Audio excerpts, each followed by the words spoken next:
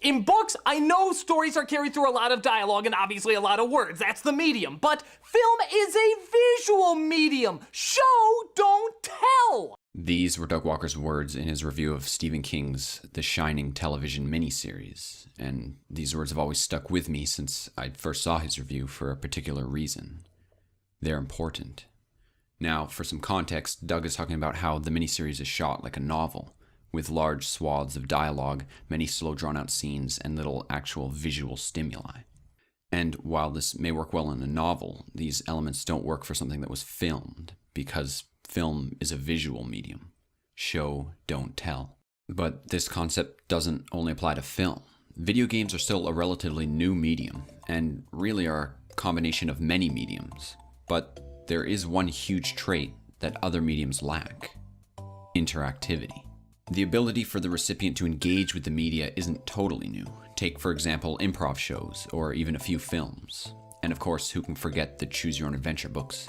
My personal favorites being the Goosebumps ones. But none of these can even compare to how games can let the audience influence them. So where can games make that impactful distinction? Well, this is where BioShock Infinite really showcases itself as a clear example of developers who understood interactivity in games. Because BioShock Infinite used the medium of a game to tell a story. They didn't tell a story through the medium of a game. Now, what's the distinction between the two? It's that BioShock Infinite would never be as impactful if it were not a game specifically. Let's construct a scene. Say we wanted a scene where we have a parent having to give up their child. It's a powerful scene, so how would you go about crafting it? Well, a cutscene comes to mind. It'd be cinematic, and we can really see the character's emotions play for the camera. But let's look at how Infinite does it.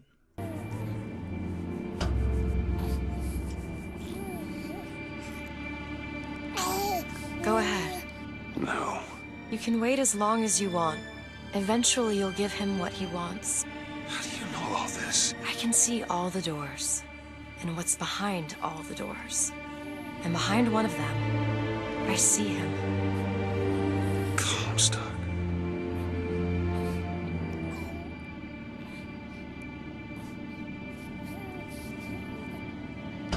What choice do I have? The debt's paid. Mr. Comstock washes you of all your sins. Infinite does three main things here, and continues to do it throughout the entire game. First, they give the player choice, but no choice. And they do this continuously throughout the entire game. What choice do I have? This seemingly pointless and tiny addition actually gives the player interaction. Whether it's flipping a coin you know will result in heads, or whether it's giving up your own child, you have to do it. You push the button.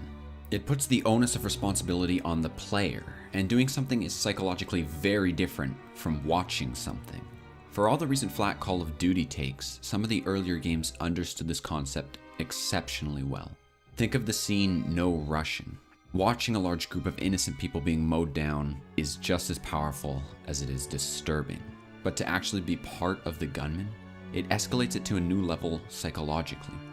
This is something other games can take advantage of as well, one of my favorites being the killing of John Marston in Red Dead Redemption.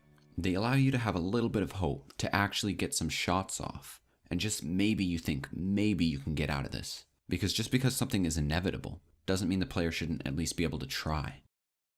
The second thing Infinite does is to lock the player in first person. Through the entire game, there's never a single scene where the player watches Booker do something.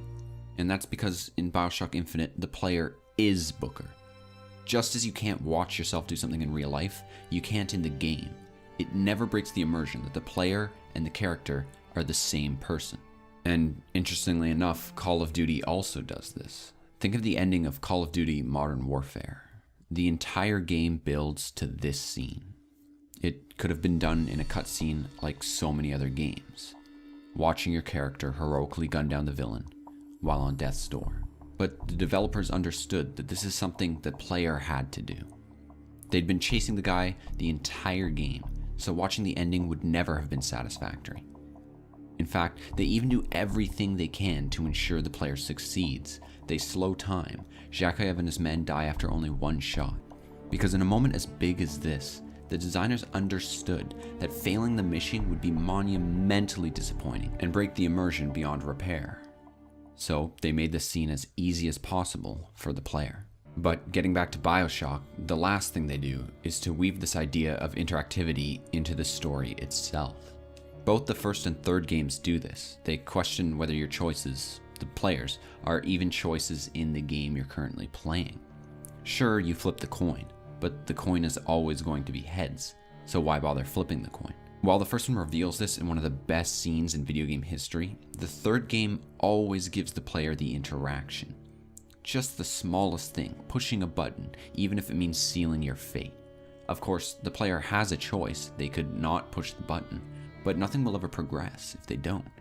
So the player, while seemingly having a choice, is forced into only one choice.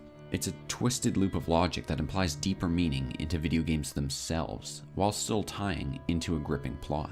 Other games have played around with this concept, but none have ever done it to the level of BioShock, making the entire game into a gamer's existential question of choice in the game.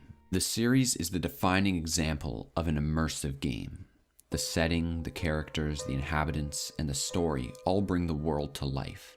But it's the gameplay, the design choices, and the immersion that truly create a unique series. The creators of BioShock understand their medium, and in a world where so many games can blend into movies, it's always refreshing and welcoming to see a game that is truly that.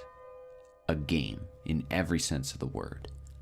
Because remember, books are for telling, movies are for showing, and games are for interactivizing. Let's go with that.